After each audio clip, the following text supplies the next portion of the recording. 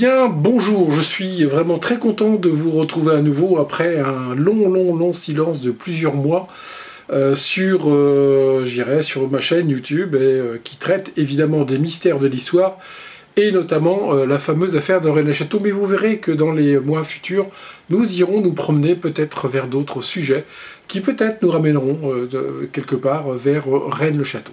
Alors, qu'est-ce que je voulais aborder aujourd'hui? Je voulais aborder avec vous un sujet qui est prégnant dans l'affaire de Rennes-le-Château, c'est l'histoire de Marie-Madeleine. Marie-Madeleine, elle est extrêmement présente dans l'affaire de Rennes-le-Château, d'une part en raison des différentes constructions de Béranger Saunière dans le village. Nous avons la villa Béthanie. Béthanie, c'est le village où habitait, semble-t-il, Marie-Madeleine. Nous avons la tour Magdala. Magdala, eh bien, ça nous ramène à Madeleine. Et évidemment, l'église Sainte-Marie-Madeleine, que notre bon curé Saunière s'est chargé de restaurer à outrance et avec certainement un message ou des messages dans cette restauration. C'est ce que nous avons analysé dans nos précédentes vidéos. Alors, Marie-Madeleine, qui était-elle? Que faisait-elle? Cette histoire de Marie-Madeleine, elle nous est arrivée par, je dirais, le légendaire chrétien occitan. Alors, qu'est-ce que nous dit ce légendaire? Il nous dit que Marie-Madeleine serait arrivée sur les côtes de la Gaule dans une barque sans rame, sans voile et poussée par les vents, aurait abordé la région de Sainte-Marie-de-la-Mer en Provence. De là, Marie-Madeleine serait rentrée dans les terres, aurait été jusqu'à Aix-en-Provence, puis par la suite, son équipage, ceux qui l'avaient accompagné, et on peut citer Joseph d'Arimathie, ou d'Arimathie, je ne sais plus comment trop on dit, mais également Saint-Maximin, qui lui va donc évangéliser beaucoup la Gaule sud et jusque le canal rhodanien. Et puis Marie-Madeleine, bien évidemment, elle va rester dans cette région, et elle va finir ses jours dans une grotte du côté d'une barre rocheuse, un ensemble de petites montagnes qui est la Sainte-Baume. Et à la Sainte-Baume, Marie-Madeleine y restera jusqu'à la fin de ses jours. Elle va y vivre plutôt pauvrement, et le légendaire nous raconte que seuls ses grands cheveux longs lui servaient de vêtements. Et c'est pour ça qu'on la voit fréquemment représentée dans l'iconographie chrétienne, dans les églises, en statue d'une femme nue, évidemment très pudique, mais recouverte par ses longs cheveux. Et elle vécut dans cette grotte de nombreuses années, jusqu'au jour où, sa fin arrivant, les anges venus du ciel l'emportèrent et l'élevèrent vers les cieux. Alors, c'est une très belle histoire. Est-elle vraie? Ça, c'est une vraie question. Quoi qu'il en soit, on nous dit bien que cette sainte aurait fui la région, de la Palestine, de la Judée et de toute cette contrée dans laquelle avait vécu Jésus-Christ, avec qui Marie-Madeleine, semble-t-il, a partagé des moments importants de sa vie et de celle de Jésus.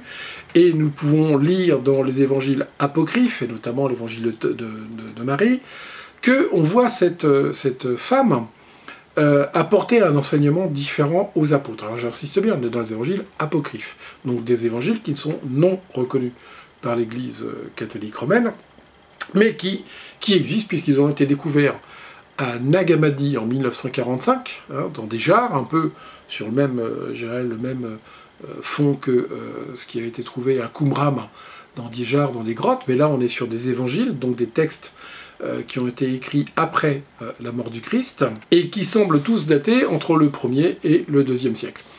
On sait que l'Église naissante à l'époque des tout premiers siècles a tout fait pour que ces écrits un peu différents des autres disparaissent. Entre autres, Irénée de Lyon, comme je l'ai déjà évoqué dans différentes vidéos, a été chargé de trouver ces différents documents et de les détruire. Mais la question est de savoir, est-ce que Irénée de Lyon a réussi à tout détruire? Il semblerait que non, puisqu'en 1945, à Nag Hammadi, on va retrouver des manuscrits, des différents codex qui vont nous permettre de mieux connaître une autre forme de christianisme, et celui des gnostiques essentiellement. Marie-Madeleine y apparaît comme une femme très différente de ce que l'Église romaine veut faire croire, jusqu'à encore il y a quelques 60 ans à peu près. Elle apparaît comme étant, semble-t-il, finalement, un apôtre important, et d'ailleurs, Jean le dit, Saint Jean le dit dans son évangile, c'est elle qui va donc voir le Christ en premier lieu. Lorsque le Christ lui apparaît après sa résurrection, c'est à elle qu'il apparaît, à personne d'autre, et c'est Marie-Madeleine qui va porter la bonne parole, et la bonne parole, c'est la révélation, et la révélation, c'est... la bonne parole, c'est les évangiles. Et donc, elle va aller voir les apôtres en leur disant « Jésus est ressuscité, et je l'ai vu ». Et dans les évangiles apocryphes, Marie-Madeleine va apporter un enseignement, elle va raconter des choses à Pierre et aux autres apôtres que ces apôtres n'ont jamais entendu de la bouche de Jésus. Et pourtant, elle dit bien, c'est Jésus qui m'a enseigné. Elle leur apporte un autre type de message, un message un peu ésotérique, un peu caché. En quelque sorte, Marie-Madeleine va représenter un christianisme, le fameux christianisme gnostique, celui qui va aller vers la vérité en s'appuyant sur la connaissance, alors que les apôtres vont être plus en aspect exotérique, vers, je dirais, le commun des chrétiens futurs.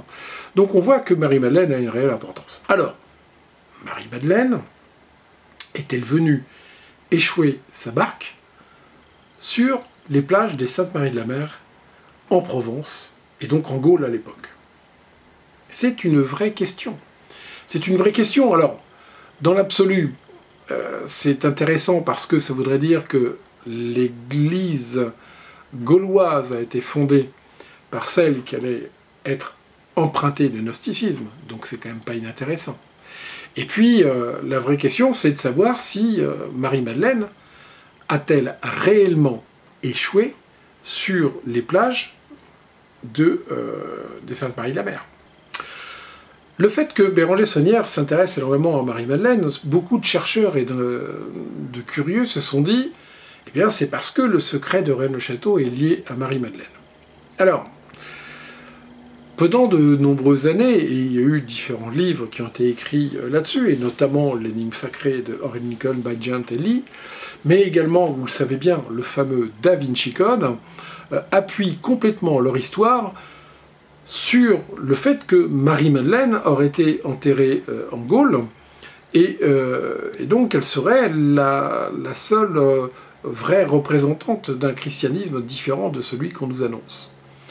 Dans ces différents livres, ils vont jusqu'à dire que Marie-Madeleine était mariée avec Jésus-Christ, et qu'il y aurait eu peut-être des enfants, et que ces enfants auraient fait souche, et que, si on suit les histoires plantardiennes, nous en serions arrivés à une descendance royale, et c'est ce qui est dit également dans le Da Vinci Code, c'est ce qui nous est dit lorsque la fameuse Sophie, dans le Da Vinci Code, finit par apprendre qu'elle est la dernière descendante de Jésus et de Marie-Madeleine. Alors, Saunière aurait-il découvert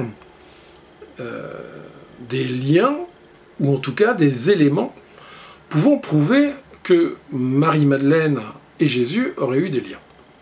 Beaucoup d'auteurs se sont attachés à ça. En ce qui me concerne, je pense que Marie-Madeleine est plus mariée à Jésus par l'esprit. Ou si on préfère, Marie-Madeleine est une des grandes initiées de Jésus. Et quelque part, Marie-Madeleine deviendrait peut-être l'alter ego de Jésus dans l'enseignement qu'il porte aux hommes, dans cette volonté qu'il a eue de réformer la loi juive et notamment de faire en sorte que la présence de la femme y soit plus importante. Est-ce que c'est ça que Saunière a découvert?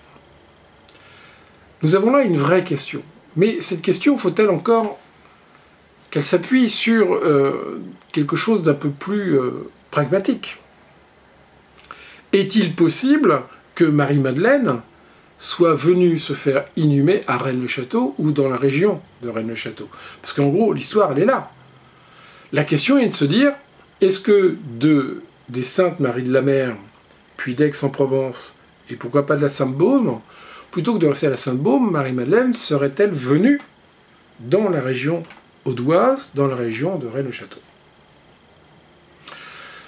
La vraie question que l'on doit se poser est de savoir si Marie-Madeleine et son équipage avaient réellement intérêt à venir s'échouer dans une des contrées de la Gaule la plus romanisée qu'il y avait à l'époque, la fameuse Provincia, qui deviendra évidemment le terme de Provence par la suite. Est-ce que si je suis poursuivi, je vais aller me cacher au milieu de mes ennemis? C'est une vraie question. Parce que le bateau fou, sans rame et sans voile, nous sommes vraiment dans la légende. Mais une légende s'appuie toujours sur un fond de vérité. Alors, est-il possible qu'un bateau, accompagnant ces évadés, si je puis dire, ces fuyards de la Palestine, ils fuient parce qu'ils étaient extrêmement proches de Jésus et que les Romains, rappelez-vous, ne rigolaient pas avec ça. À partir du moment où ils arrêtaient un leader, ils détruisaient tous ceux qui étaient autour, ils allaient même jusqu'à détruire les familles, parce qu'ils ne voulaient pas qu'il y ait, par la suite, un rejeton qui reprenne le flambeau de celui qui était tué. Donc il fallait fuir. Ils n'avaient pas vraiment le choix. Alors, est-ce que je fuis un danger pour me remettre dans la gueule du loup? Ça me paraît quand même un peu fort. Alors, finalement, à quel endroit irais-je? Si j'étais pour chasser, où irais-je me mélanger, si ce n'est qu'avec ceux qui sont comme moi, qui sont de ma religion, qui sont de mon ethnie, qui sont, je dirais, de ce que je connais le plus. C'est-à-dire, on le voit bien, même encore de nos jours, les gens qui viennent des pays étrangers aiment à se retrouver avec ceux qui sont issus de la même origine. Et c'est tout à fait normal. Alors, est-ce que Marie-Madeleine et son équipage auraient été très différentes des autres? Je ne le pense pas. Donc, Marie-Madeleine a probablement dû venir se cacher dans un lieu où une forte communauté juive pouvait exister. Et ce lieu, à l'époque, je dirais, de Marie-Madeleine, eh bien, c'était Narbo Martius, qui était une ville gallo-romaine, hein, puisqu'elle avait été fondée bien avant les Romains, et Narbo Martius, c'est Narbonne. Et on sait qu'à Narbonne, il y avait une forte communauté juive de l'époque, à l'époque, et d'après les textes, il semblerait que c'était à Narbonne qu'il y avait la plus grosse communauté juive de Gaule. Donc le bon endroit pour, je dirais, disparaître, pour se noyer dans un ensemble. Et c'est vrai qu'un point dans un ensemble, à partir du moment où il est entouré d'autres points qui lui sont similaires, est très difficile à être connu. Et donc on peut envisager que Marie-Madeleine et son équipage soient venus dans la région, en tout cas au moins à Narbo Martius, s'échouer à Narbo Martius, et pas forcément s'échouer, mais venir s'y poser pour pouvoir s'y cacher. Mais entre Narbonne et Rennes-le-Château, il y a quand même une distance qui n'est pas négligeable. Narbonne est en bord de mer, alors que Rennes-le-Château est dans la haute vallée de l'Aude, une région où le paysage est très difficile, où l'accès est compliqué, mais en revanche, l'intérêt de cette région, c'est qu'on peut s'y cacher. La vraie question est de savoir, est-ce qu'il y aurait pu y avoir une communauté juive, parce qu'il faut dire le mot, hein, Marie-Madeleine et ses acolytes n'étaient pas des chrétiens, ils étaient des juifs, qui voulaient probablement apporter une réforme à cette religion, mais quoi qu'il en soit, ils étaient juifs. Donc, est-ce qu'une communauté juive a pu venir s'installer dans la région de Rennes-le-Château? La vraie question, elle est là. Et en ce cas, s'ils ont fui la région de la Palestine, de la Judée et de la Galilée, ont-ils emmené quelque chose avec eux? Alors vous savez qu'il y a le fameux reliquaire de la Sainte-Baume que Christian Doumergue, l'auteur, néanmoins ami, a présenté pour la première fois dans un de ses livres.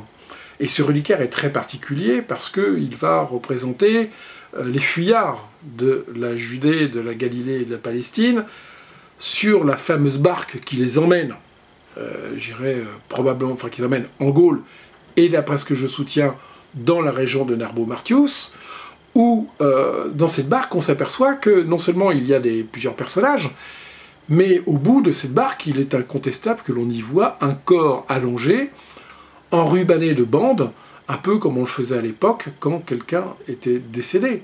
C'est-à-dire que Marie-Madeleine transporte un corps mort avec elle. Alors, ce corps mort, quel est-il?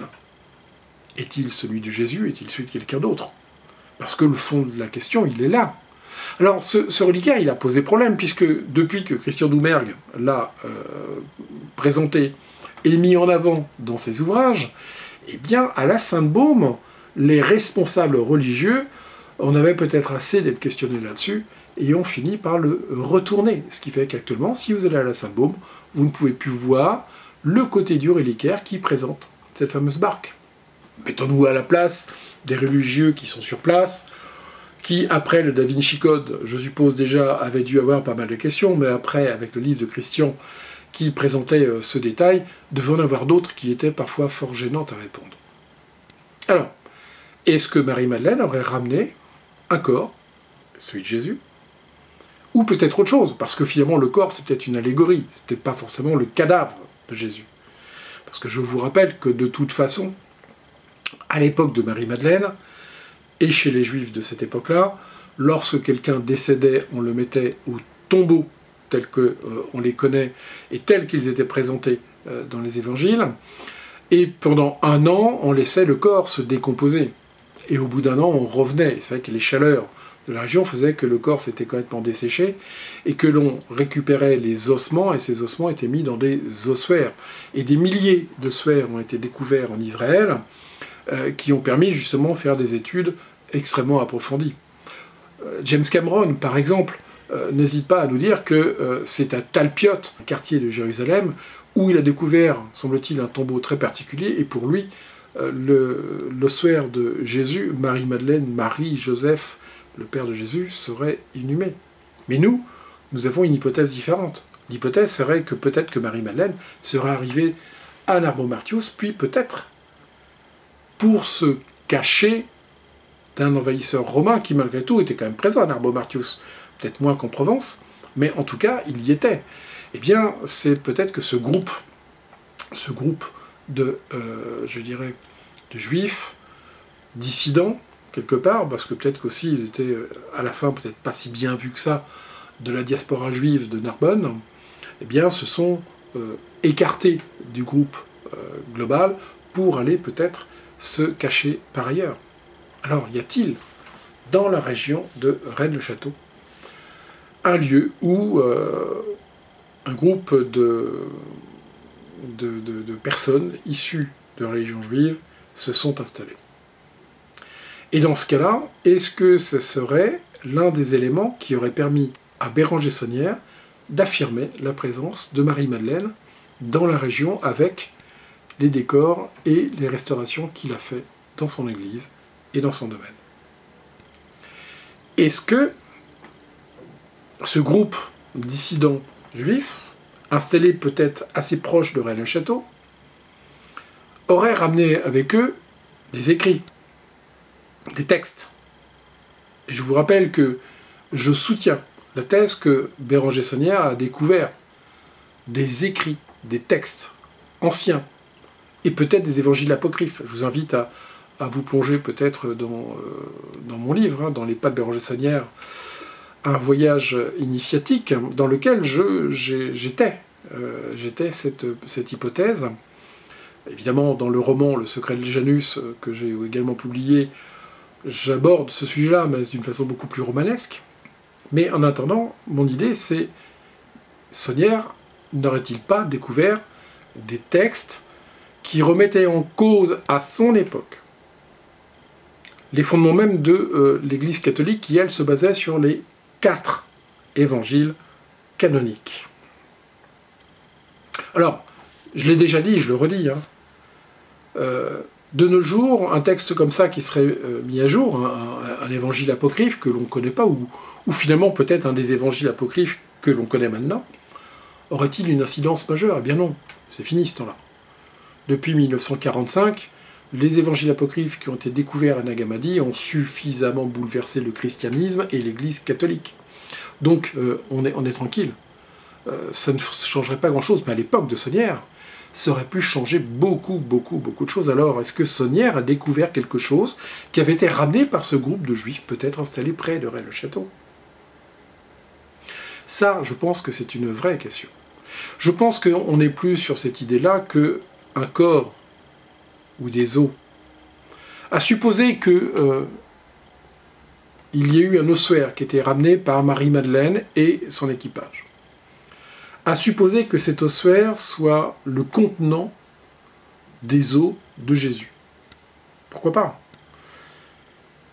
Est-ce que Béranger Saunière, à l'époque, aurait été capable d'en avoir la certitude simplement parce que sur cet ossuaire, les Juifs gravaient le nom de la personne à qui les os appartenaient? Mais c'est de l'hébreu très ancien, voire de l'araméen. Est-ce que Béranger Saunière parlait l'hébreu ancien, archaïque, voire l'araméen? En revanche, ça, je ne le pense pas. Je pense que Saunière pouvait avoir appris l'hébreu, pouvait avoir appris le grec, ça c'est certain, et évidemment le latin. C'est pour ça que même s'il a découvert un ossuaire, je ne suis pas certain qu'il ait pu faire un lien entre Jésus, Christ, et des os qui auraient pu être dans un ossuaire. C'est pour ça que j'élimine cette hypothèse. En revanche, qu'un texte écrit, voire par l'équipage de Marie-Madeleine, voire par Marie-Madeleine elle-même, voire peut-être même par une prise de notes directe pendant la vie du Christ, on peut l'imaginer, on sait que ça se faisait. Il y a des chroniqueurs qui prenaient note, hein, les scribes prenaient note de ce qui était dit en temps réel. Alors c'est vrai que c'était pas comme maintenant, c'était fait dans la journée, peut-être le surlendemain, mais en attendant, on était sur du texte qui était proche de ce qui avait été dit. Alors imaginez que ce soit un texte comme ça, que Saunière l'ait trouvé. Il y a de quoi être bousculé. Maintenant, la vraie question, c'est y a-t-il eu un groupe venant de la Judée, de la Galilée et de la Palestine qui se serait installé près de Rennes-le-Château? Eh bien, je ne vais pas vous répondre tout de suite aujourd'hui. Ce que je peux vous dire, c'est que j'ai des éléments qui me permettent de dire que pas très loin de Rennes-le-Château, il y a eu, pas une colonie, mais un groupe d'individus issus probablement de la Palestine, de la Judée et de la Galilée, qui s'est installé pas très loin. Et c'est étonnant, parce que dans cette région, trouver un groupe institué et posé venant de l'autre côté de la Méditerranée, c'est quand même pas bien. Et si c'était ce groupe qui avait ramené quelque chose? Et si c'était ce groupe qui avait peut-être caché des éléments parce qu'ils se sentaient menacés, parce qu'ils se sentaient, en danger, peut-être ont-ils caché quelque chose dans un lieu particulier. Et pourquoi pas, peut-être, vers l'oppidum de Rennes-le-Château, qui n'était pas si loin du lieu auquel je pense, et sur lequel je reviendrai d'ici peut-être quelques mois, pas tout de suite, parce que j'ai pas encore assez d'éléments pour vous présenter des choses certaines, mais sachez qu'il y a une hypothèse forte de cette présence d'une communauté, voilà, le terme exact il est là, d'une communauté juive, pas très très loin de Rennes-le-Château, et qui interroge pas mal de chercheurs. Voilà, ce que je voulais vous dire aujourd'hui, c'était vous ramener un peu vers cette histoire de Marie-Madeleine.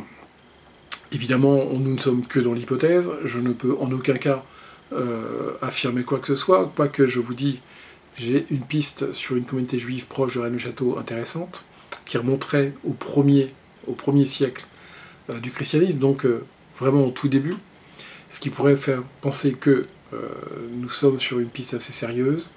Est-ce que c'est ce que Saunière aurait découvert? Nous ne le savons pas. Je voulais vous ramener un petit peu sur ces idées qu'il pourrait y avoir, qui permettent d'étayer peut-être quelque chose d'assez intéressant. Nous reviendrons sur d'autres sujets autour de Rennes-le-Château, pas forcément directement, mais peut-être comment cette communauté juive aurait pu s'installer, peut-être comment ce document ou ces documents qu'ils avaient auraient pu arriver à Rennes-le-Château. Il y a plein d'hypothèses, vous verrez. Je vais vous emmener rêver un petit peu avec moi sur des choses qui ne seront que des hypothèses, bien évidemment, mais qui pourraient permettre de peut-être comprendre certains passages des mystères de l'histoire, en tout cas des mystères de l'histoire de France. Voilà, je suis content de vous avoir retrouvé, j'ai été long. J'espère que vous aurez plaisir à avoir vu cette nouvelle vidéo. Je vous dis donc, j'espère, à bientôt. Je vous souhaite plein de bonnes choses, surtout en cette période très très très compliquée avec ce fameux coronavirus qui nous embête bien. Prenez soin de vous, je vous estime et je vous dis à bientôt. Au revoir.